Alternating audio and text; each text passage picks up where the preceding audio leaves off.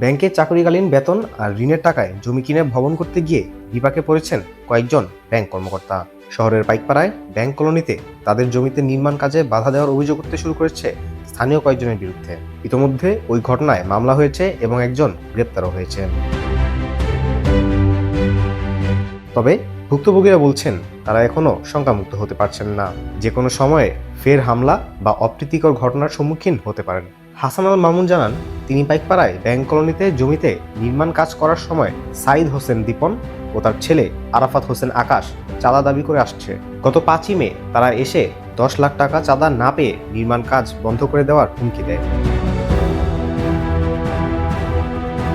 গত 8 মে ব্যাংক কলোনির কোয়ার্টারে যাওয়ার পথে ব্যাংক ম্যানেজার মোহাম্মদ সাইফুদ্দিন শিকদার নামের এক বাড়ির মালিককে দীপন ও তার ছেলে সহ আরো 7 জন মিলে মারধর করে। এই ঘটনার পর মামুন নারায়ণগঞ্জ সদর মডেল থানায় মামলা করে।